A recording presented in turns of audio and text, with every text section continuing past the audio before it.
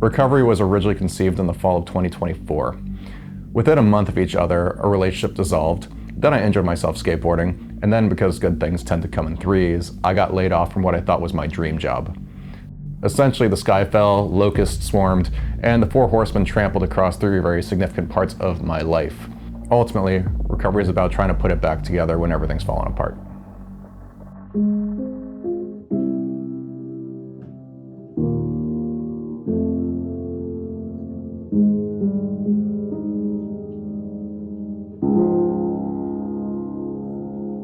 Traditionally for me, whenever life has thrown me lemons, I just retreat completely into music.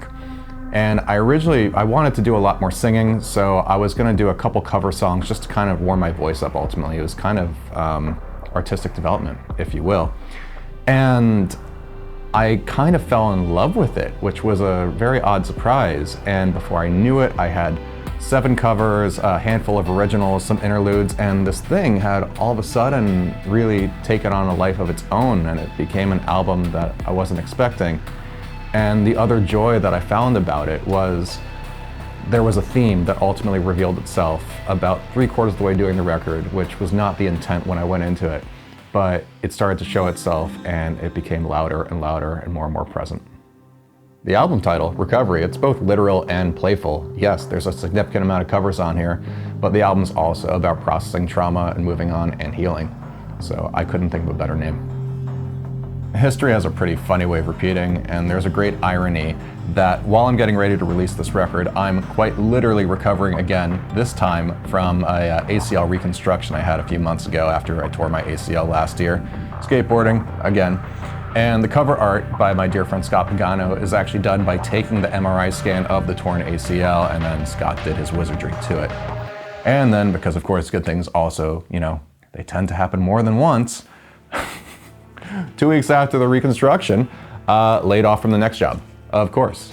I mean, what are the fucking chances of that? It's amazing, poetic, meant to be. It does not elude me that where I started this record from has come completely full circle. And a part of me also really loves that. The cover songs on Recovery are very much a return to my roots. Artists like A Perfect Circle and 9 Inch Nails have been so influential and important to me for over 20-25 years. And as I've gotten older, I've really found what excites me most is really songwriting over technical prowess or production. And it's all about emotion over perfection for me at this point. I wanted this record to be grand, cinematic, and the songs that I covered, I wanted to reinvent them to be slower, lower, heavier, just deeper in general. And the originals are up close, vulnerable, personal, vulnerable. Recovery is intended to be listened to as a journey. There are no singles. It's meant to be listened to as a seamless experience. The whole album flows, and of course, doing it in Dolby Atmos was an obvious choice too, because if you've been lucky enough to hear a record in Atmos, truly in Atmos, you know it completely changes the emotional depth of a record and just amplifies it to 100. So if you're lucky enough to hear Recovery in Atmos, it's heavy. It's really, really powerful. So while I don't wish a bad news hat trick upon anybody, this album wouldn't exist without it. Interestingly, even though a significant part of this record has been written by other people, I actually find myself in all of those songs. Recovery is out now.